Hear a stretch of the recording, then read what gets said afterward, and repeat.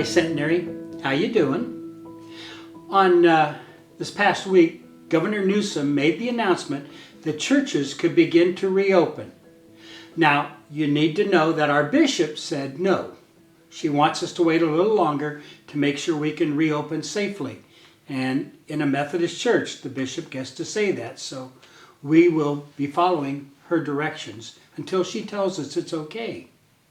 But I began to think about this reopening, and when we do it, it's going to be different. It's not going to look the way it did last January or February. It's going to look different. For example, Governor Newsom said that he wants us to have either 25% of our building occupancy or 100, whichever of the two is less. And we've had a group that's worked, they're trying to figure out, okay, how can we socially distance and space our people out so they can be in the sanctuary. We found we can get between 60, 65, maybe 70 people, depending upon how many family units come into that building. Now, 65 to 70 people, that means we're going to have more than one service. And that's okay. We've had more than one service. But what do you do with those people that come that can't safely fit in the sanctuary? That means we're going to have an overflow room. And that's going to be different than what it used to be. Now, what I wanted to talk to you about was it's going to be okay if it's different for a while. It's going to be okay because we're followers of Jesus Christ and we can do different. And I wanted to give you a couple of examples. For example, we're told that we need to wear masks. And we're told we're supposed to have these masks on even as we sing. Now, I know that masks aren't always most favored among people, but I don't know. I kind of think this is a good look for me. What do you think?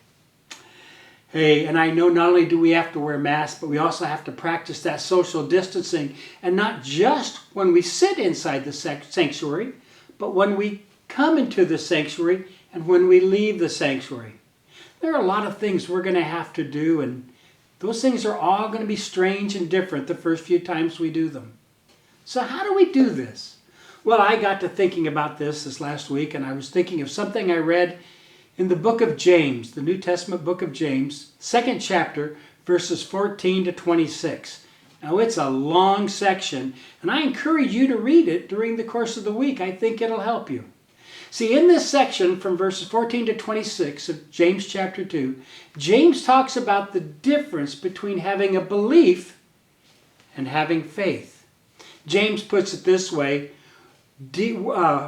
words without deeds or actions are dead. They're not true.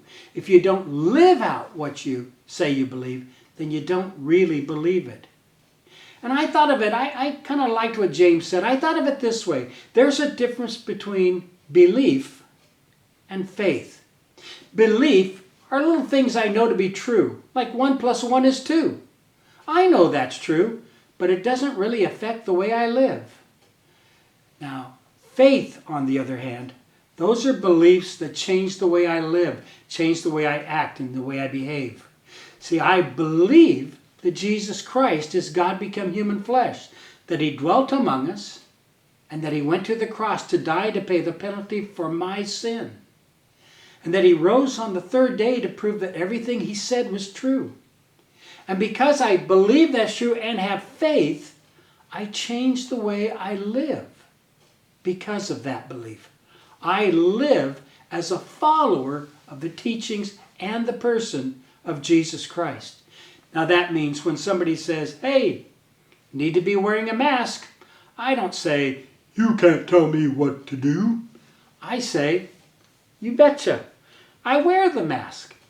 Not because someone's told me to, but because I love you and I want to make sure you're safe. And when someone says to me, hey, you need to be practicing social distancing, let's keep 6 feet apart, I say, you betcha. Not because they told me, but because I love you and I want to keep you safe. Because of my faith in Jesus, I care about you. And I want to do everything I can to keep you safe. Now, church, listen to me. the next few weeks, possibly the next few months, things are going to be a little bit different. It's going to be like the Israelites who left Egypt. They got into the wilderness. They're no longer slaves, but they're not into the promised land yet. And for a while, things were different. It wasn't the way it had always been. It's going to be that way with us for a little while. We're headed toward a new land, a new way of doing church, a new way of being church. It's a wonderful promised land that we're going to get into. We're going to go into that land together, and we're going to have a whole new way of doing and being church. And it's going to be wonderful. Trust me, I believe this with all my heart. But right now, things are going to be different.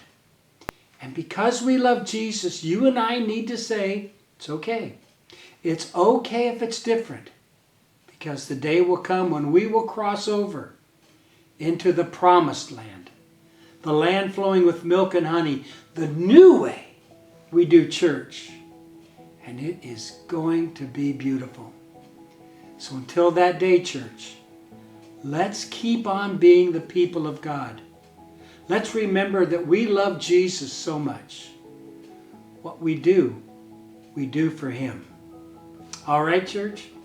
I'll see you again real soon. Bye-bye.